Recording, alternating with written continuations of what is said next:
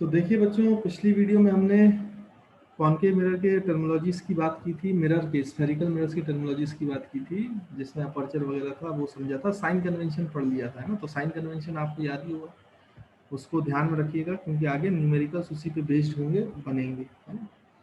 अब यहाँ पे देखिए, इमेज फॉर्मेशन पढ़ना है, फिर हम न्यूमेरिकल्स पढ़ेंगे। तो इमेज फॉर्मेशन के लिए कुछ रूल्स हैं, नियम है, तब आप इमेज फॉर्मेशन कर पाओगे। तो क्या क्या रूल्स हैं वो वन बाई वन करके पहले मैं एक्सप्लेन करता हूँ, फिर हम इमेज फॉर्मेशन पे आते हैं। तो लिखा भी हुआ है, हेडिंग है, आप नोट कर लीजिए, rules for image formation in spherical mirrors. तो यहाँ पे मैं एक काम करता हूँ, इसको दो कॉलम में बांट देता हूँ, है ना। तो मैं दोनों के लिए रूल्स बताते चलूंगा, कॉनकेव मिरर के लिए बना के बताऊंगा, कॉन्वेक्स मिरर के लिए। तो आप एक साइड एक कॉलम में लिख सकते हो कि हम यहाँ पे कॉनकेव मिरर में कैसे अप्लाई करेंगे रूल्स, वो देखते हैं। और यहाँ पे राइट साइड पर कॉन्वेक्स मिरर में कैसे अप्लाई करेंगे रूल, वो देखेंगे। ठीक, ये कॉन्वेक्स मिरर। तो बच्चों, जो पहला रूल है वो क्या है, देखो इमेज फॉर्मेशन आपको मैंने बताया था, इमेज कैसे फॉर्म होती है बेटा, जब इंटरसेक्शन होता है रिफ्लेक्टेड रेस का, है ना। अब रिफ्लेक्टेड रेस का जो इंटरसेक्शन है वो कैसे मिलेगा, तो आप कोई भी दो रे का इंटरसेक्शन ले लो, लेकिन रियलिटी में इन्फिनाइट रेज है ना, उनका इंटरसेक्शन होता है। लेकिन अगर आप इन्फिनाइट रेस बनाने जाओगे तो डायग्राम बहुत गंदा हो जाएगा। तो इंटरसेक्शन के लिए कम से कम दो रेस चाहिए, तो इंटरसेक्शन हम शो कर सकते हैं, तो दो रेज ही बनाते हैं हम, इन्फिनाइट रेज या दो से ज्यादा रेज नहीं बनाते बनाने के लिए। लेकिन एक्चुअल में आपको पता होता है कि मन ही मन में कि असलियत में वहां पे इन्फिनाइट रेज का इंटरसेक्शन, इस बात का ध्यान रखें। अब दो रेस का इंटरसेक्शन देखना है तो वो कौन सी दो रेस लेंगे, उसी के लिए रूल्स हैं। तो मैं आपको टोटल 4 रूल्स बता रहा हूँ, उन 4 रूल्स में से आप कोई भी दो रूल्स का यूज करके दो रेस बना लोगे रिफ्लेक्टेड, और आपको इंटरसेक्शन पॉइंट पर क्या मिल जाएगा बेटा, इमेज मिल जाएगी, है ना। तो इस तरीके से इमेज फॉर्म करेंगे। तो क्या क्या रूल्स है, वो 4 रूल्स क्या है, तो उसमें से पहला रूल है वो ये कहता है कि जब भी, अगर हम कॉनकेव मिरर की बात करें, तो हमें पता है कॉनकेव मिरर में बेटा ये जो होता है पोल होता है, इसमें एक सेंटर ऑफ कर्वेचर सी होता है, एक फोकस होता है, ये सभी को पता है, इसमें तो कोई दिक्कत वाली बात है नहीं। तो पहला रूल ये कहता है कि अगर हम एक ray parallel to principal axis डालेंगे, तो आपको पता है जो ray parallel to principal axis आती है वो फोकस से पास होती है। तो पहला रूल तो यही है कि अगर कोई भी ray parallel to principal axis जाएगी तो रिफ्लेक्ट होने के बाद फोकस से पास करेगी। रिफ्लेक्ट होने के बाद कहाँ से पास करेगी बेटा, फोकस से। वैसा ही किसका रूल है यहाँ पे, कॉन्वेक्स मिरर का। तो मैं कॉन्वेक्स मिरर में भी ये रूल बना के बताता हूँ। ये आपका कौन सा मिरर हो गया बेटा, कॉन्वेक्स।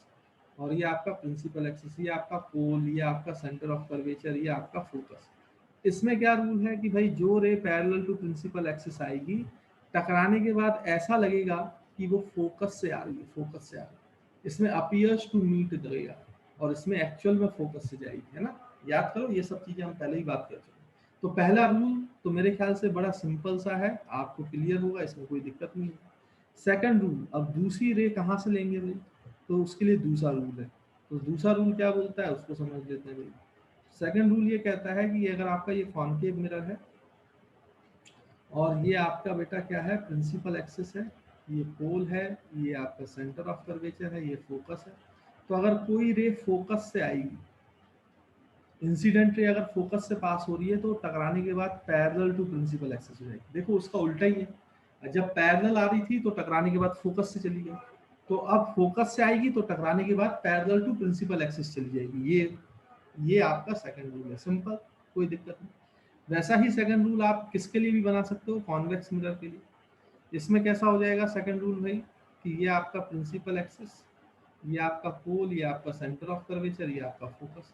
अगर कोई रे ऐसा लगेगा कि फोकस पे गिरेगी, है ना, फोकस पे गिरेगी तो नहीं, ऐसा लग रहा है कि फोकस पे आ रही है, तो मिरर से टकराने के बाद वो पैरेलल टू प्रिंसिपल एक्सिस है।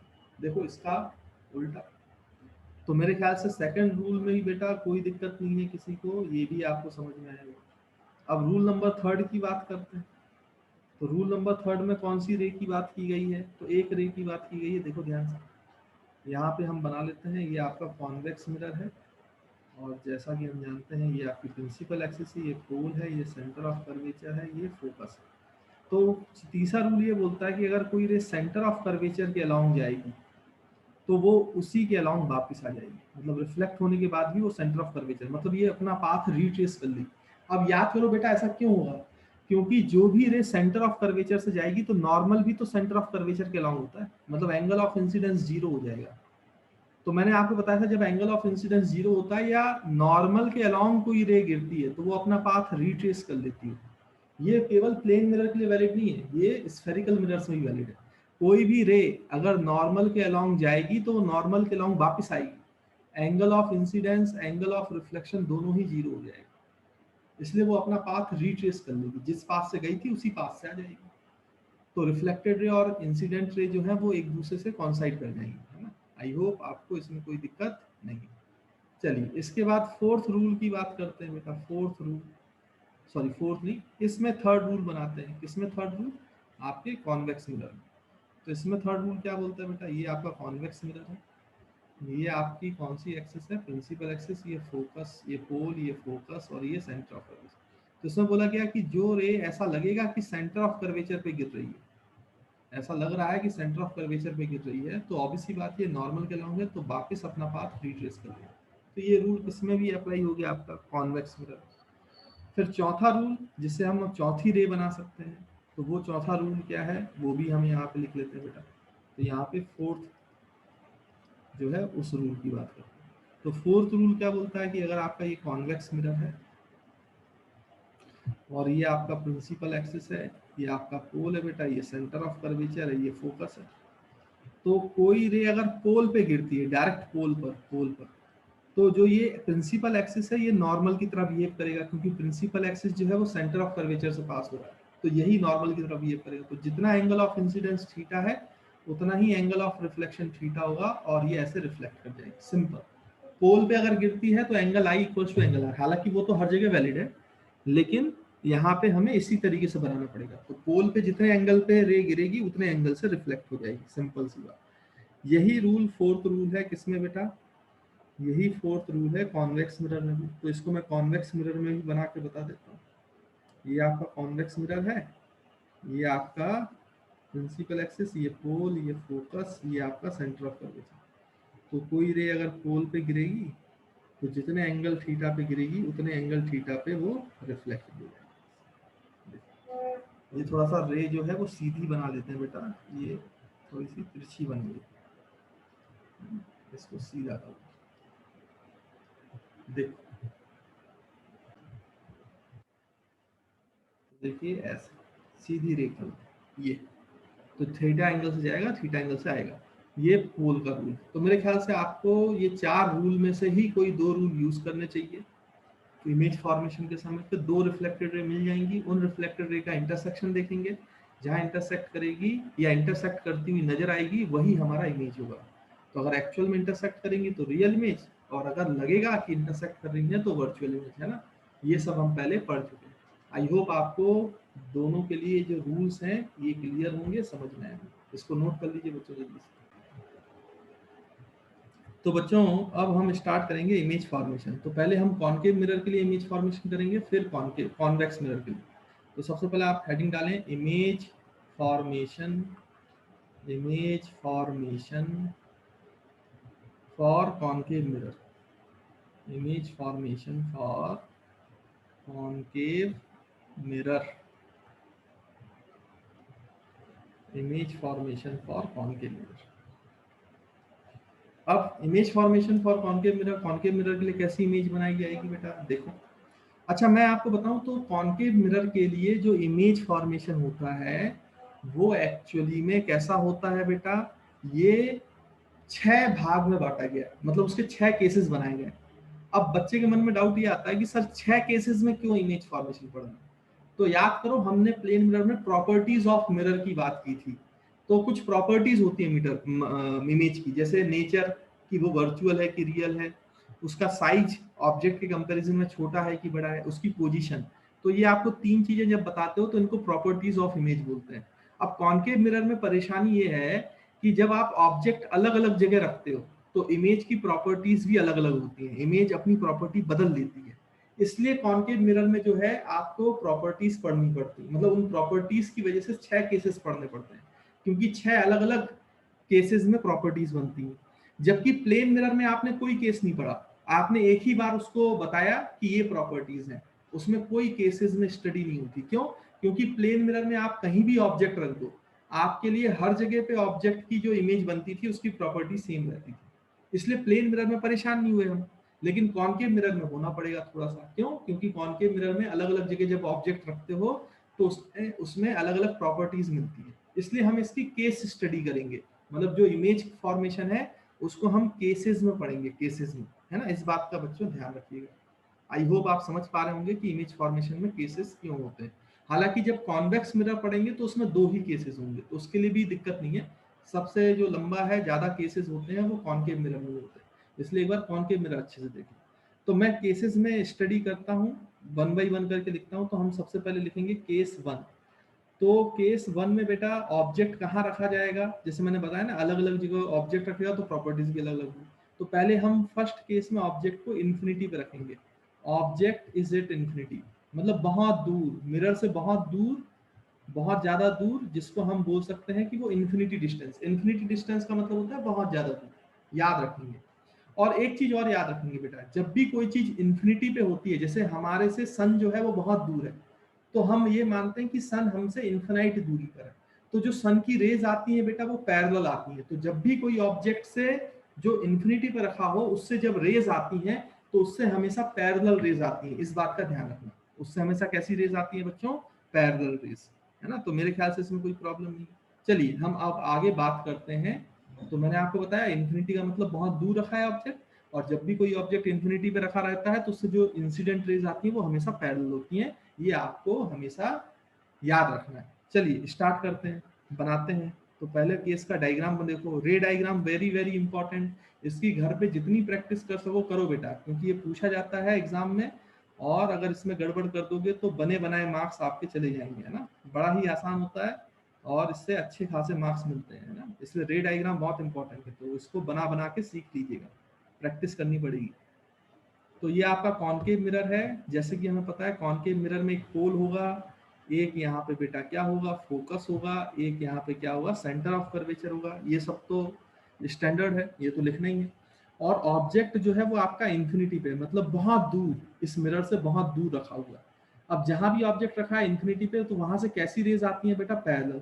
अब क्या है ना कि जो केस फर्स्ट है इसमें भी 2 पार्ट हो सकते हैं, कि जब आपका ऑब्जेक्ट इंफिनिटी पे है तो उससे पैरेलल रेस तो आ रही हैं, बट ये पैरेलल टू प्रिंसिपल एक्सिस भी आ सकती हैं और not parallel to principal axis भी आ सकती हैं। तो हम पहला जो केस है उसमें ए पार्ट में हम ये मान रहे हैं कि जब ऑब्जेक्ट आपका इंफिनिटी पे रखा हुआ है तो parallel to principal axis, parallel to principal axis आपकी रेज आ रही है। पैरेलल तो आ रही है लेकिन वो प्रिंसिपल एक्सिस के ही पैरेलल है, ऐसे आ रही है रेज इन्फिनिटी से, ऐसे ऐसे ऐसे देखो बेटा ऐसे। तो ऑब्वियसली बात है जब पैरेलल रेज आएंगी और पैरेलल टू प्रिंसिपल एक्सिस आएंगी तो वो टकराने के बाद कहां से पास होती है बेटा? फोकस से, ये तो हमें पता है। तो ये फोकस से पास हो जाएंगे, यानी जो आपकी इमेज है वो एक्चुअल में इंटरसेक्ट कर रही है रेज। यहाँ पे इमेज बनेगी, एक्चुअल में रेज इंटरसेक्ट कर रही है। जब एक्चुअल में रेज इंटरसेक्ट कर रही है रिफ्लेक्टेड रेज, तो ये कैसी इमेज होगी बेटा? Real real real real image. अच्छा मैं आपको बता दूं ये रियल होती है और इन्वर्टेड होती है। इन्वर्टेड क्यों होती है मैं आपको अभी दूसरे पार्ट में बताऊंगा, है ना। अभी तो आप इसको लिख लो इन्वर्टेड, इन्वर्टेड, है ना। इसको थोड़ा अच्छे से लिख लेते हैं, नहीं तो कंफ्यूज हो जाओगे आप।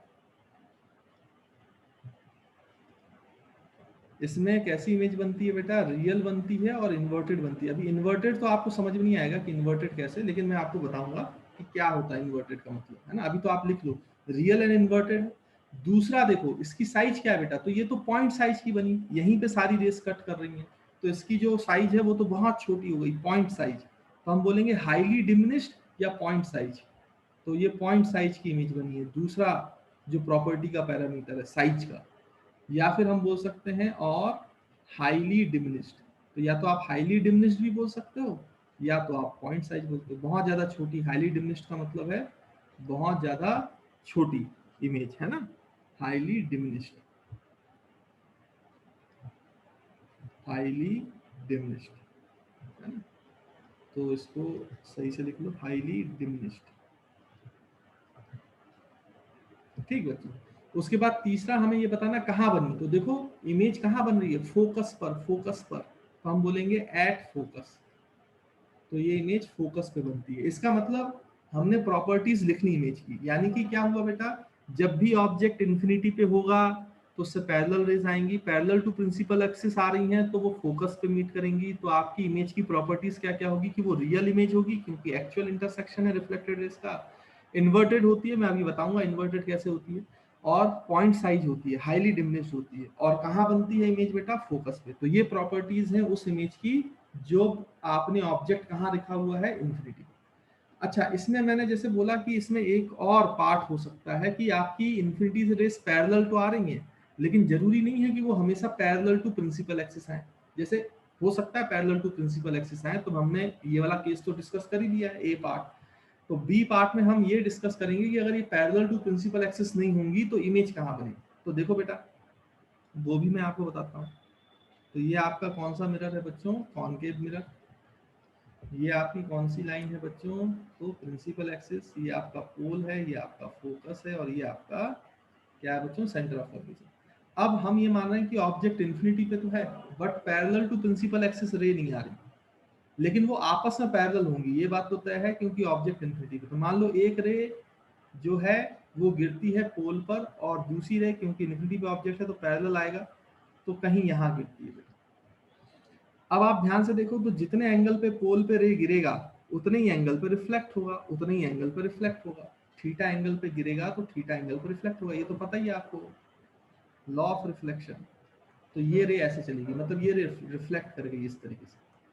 अब अगर हम दूसरे रे की बात करें तो दूसरी रे रिफ्लेक्ट करते हैं। देखो इस पॉइंट पे भी नॉर्मल बनाना पड़ेगा, तो मैंने आपको बताया था स्फेरिकल मिरर्स के किसी भी पॉइंट पर नॉर्मल बनाने का तरीका है कि उस पॉइंट को आप किससे जोड़ दो, सेंटर से। तो जितना एंगल ऑफ इंसिडेंस है उतना ही एंगल ऑफ रिफ्लेक्शन होगा।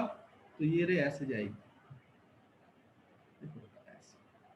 तो देखो ये यहाँ पे मीट कर रही है, देखो ये एक्चुअल में मीट कर रही है। तो अगर आप इमेज बनाओगे तो ये ऐसे, this is A dash and B dash, this is the image, this is the image. तो देखो कैसी इमेज बनी बेटा, ये इमेज बनी रियल, क्योंकि एक्चुअल में इंटरसेक्शन है ना। मैंने आपको रियल का मतलब पहले ही बताया हुआ था जब टाइप्स ऑफ इमेज बताया था।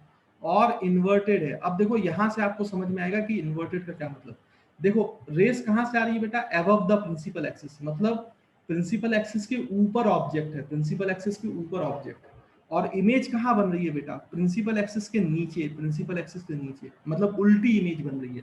ऑब्जेक्ट प्रिंसिपल एक्सिस के ऊपर है बट इमेज प्रिंसिपल एक्सिस के नीचे बन रहा है, उल्टा उल्टा उल्टा, इसलिए हम इसको बोल रहे हैं इन्वर्टेड इमेज है, इन्वर्टेड। तो आई होप आपको समझ में आया होगा कि इन्वर्टेड का क्या मतलब, इसलिए मैंने ऊपर भी लिखा था रियल एंड इन्वर्टेड। इस वाले डायग्राम में ज्यादा अच्छे से समझ में आता है कि इन्वर्टेड का मीनिंग क्या है।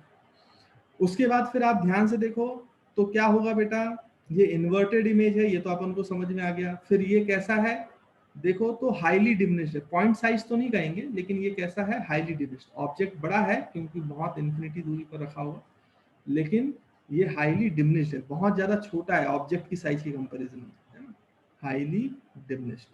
तो आप हाईली डिमिनिश्ड लिख सकते हो। फिर अगर आप और देखो तो तीसरी प्रॉपर्टी क्या है, वही कहाँ पे बना है बेटा, तो एक्चुअली में ये जो बन रहा है ये फोकस पे तो बन रहा है, लेकिन ये हम बोलेंगे कि ये एक्चुअली में फोकल प्लेन पे बनता है, फोकल प्लेन पे, है ना। एट फोकस तो है ही, लेकिन आप ये भी बोल सकते हो कि ये फोकल प्लेन पे, फोकल प्लेन पे। अब फोकल प्लेन क्या होता है, इसका क्या मतलब होता है वो भी समझो। फोकल प्लेन आप ऐसा सोचो कि मैं ऐसा प्रिंसिपल एक्सिस से परपेंडिकुलर प्लेन बनाऊं, मतलब ऐसा प्लेन एरिया बनाऊं जो प्रिंसिपल एक्सिस से परपेंडिकुलर है और फोकस से पास हो रहा है। देखो कैसे बनेगा, मैं थोड़ा सा 3D डायग्राम बना के बताता हूं, अगर आपको समझ में आए तो बहुत ही अच्छा है। देखो इस तरीके का एक प्लेन, इस तरीके का एक प्लेन, बच्चों समझना इसको, है ना, अच्छे से। ऐसा प्लेन जो प्रिंसिपल एक्सिस से कैसा हो, परपेंडिकुलर, प्रिंसिपल एक्सिस से परपेंडिकुलर हो बच्चों। ऐसा प्लेन जो होता है उसको फोकल प्लेन बोलते हैं। देखो मैं ये पूरा एरिया बना रहा हूं,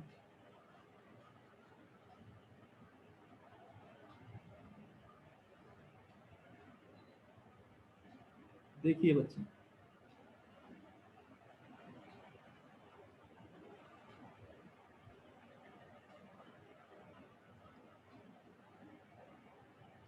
ये जो प्लेन है ना, ये आपको जो प्लेन दिख रहा है इसी को बोलते हैं फोकल प्लेन।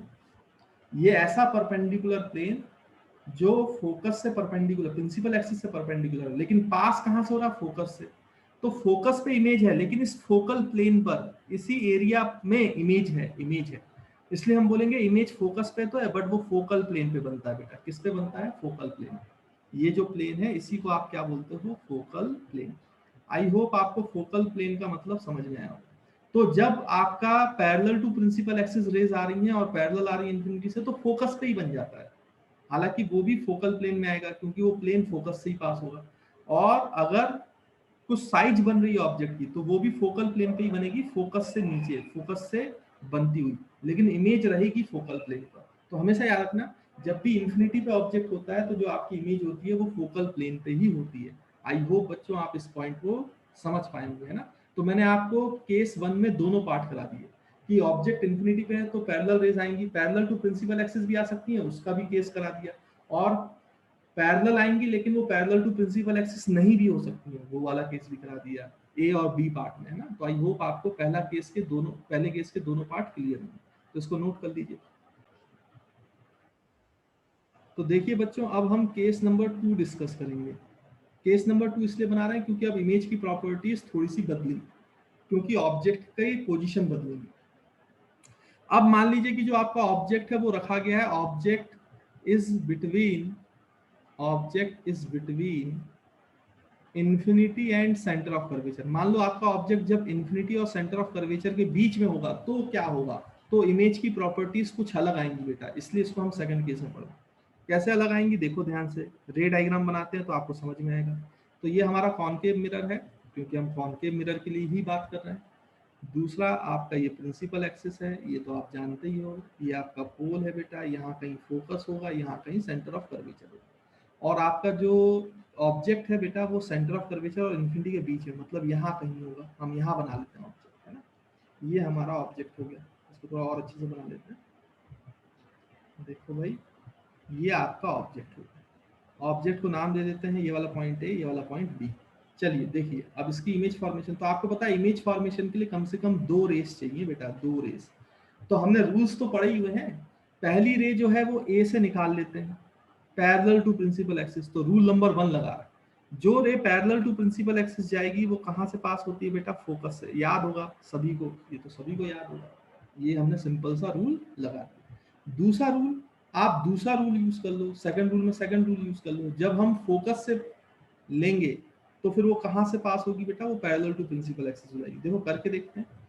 तो अब दूसरी जो रे है इंटरसेक्शन के लिए, वो हम फोकस से पास कराते हैं। तो जो रे फोकस से पास होगी, गिरेगी, वो पैरेलल टू प्रिंसिपल एक्सिस हो जाएगी, है ना बेटा। यही तो रूल है। थोड़ा सा और इसको अच्छे से बना लेते हैं। देखिए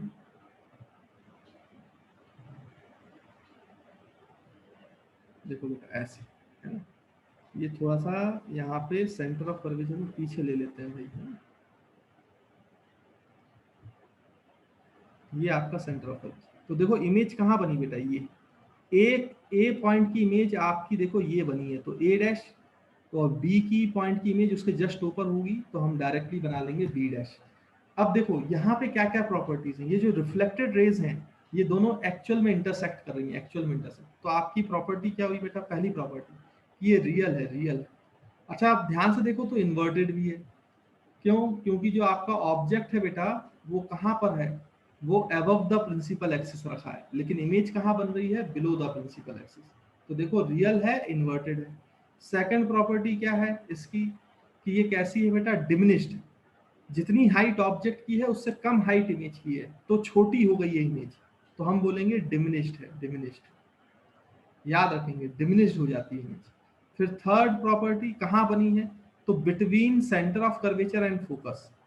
तो इसकी पोजीशन क्या है बेटा, इमेज की between centre of curvature and focus. यानी जब आपका ऑब्जेक्ट इन्फिनिटी और सेंटर ऑफ कर्वेचर के बीच में रखा रहता है, तो इमेज जो है वो सेंटर ऑफ कर्वेचर और फोकस के बीच में बनता है। देखो ये रे डायग्राम है बेटा। तो इस रे डायग्राम को अच्छे से बना के एक बार अपने से देख लेना।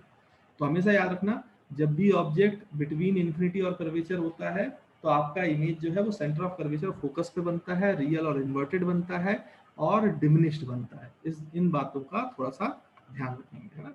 तो देखो यहाँ पे थोड़ी सी प्रॉपर्टी जो है वो चेंज हो गई है, पोजीशन चेंज हो गई है, हाईली डिमिनिश्ड की जगह डिमिनिश्ड हो गई है, इसलिए इसका एक अलग केस बना दिया गया, इसको हमने केस नंबर 2 बोला है। तो कहीं पे भी आप अगर ऑब्जेक्ट रखोगे इन्फिनिटी और सेंटर ऑफ कर्वेचर के बीच में, तो यही प्रॉपर्टीज होंगी, तो ये केस नंबर 2 में आ जाता है ना बेटा। तो आई होप आपको केस नंबर 2 क्लियर होगा, इसको नोट करो, फिर आगे के केसेस हम नेक्स्ट स्लाइड पे देखेंगे। तो देखिए बच्चों, केस नंबर 3, अब हम ऑब्जेक्ट की पोजीशन फिर से चेंज करेंगे तो प्रॉपर्टीज फिर से चेंज होंगी। कैसे, मैं बताता हूँ। अब ऑब्जेक्ट कहाँ रखा जाएगा, तो आप लिख सकते हो object is at centre of curvature. अब आप ऑब्जेक्ट को सेंटर ऑफ कर्वेचर पे ही रख दो, तो देखो कैसी प्रॉपर्टीज चेंज होती हैं। तो यहाँ पे पहले मैं डायग्राम बना देता हूँ, ये आपका कॉनकेव मिरर है, और बच्चों ये आपका प्रिंसिपल एक्सिस है, ये पोल है, ये फोकस है, ये सेंटर ऑफ कर्वेचर है। और जैसे मैंने आपको बोला कि सेंटर ऑफ कर्वेचर पे ही आपको क्या रख देना है, अब ऑब्जेक्ट है ना, तो ये सेंटर ऑफ कर्वेचर पे ही ऑब्जेक्ट है, तो ये मैंने ऑब्जेक्ट रख दिया बेटा। तो ये ऑब्जेक्ट ए और ये बी है ना, ये इस तरीके से आपका ऑब्जेक्ट है। अब देखो इसकी इमेज फॉर्म करनी है, तो इमेज फॉर्म करने के लिए क्या करना पड़ेगा, दो रेस चाहिए इंटरसेक्शन के लिए। तो एक रे तो पैरेलल टू प्रिंसिपल एक्सिस, पहला रूल यूज कर लो, तो टकराने के बाद कहाँ से पास होगा बेटा, फोकस। फिर दूसरा रूल कौन सा यूज करेंगे, तो फोकस से पास करा दो, उल्टा इसका, तो भी तो आ जाएगा ना।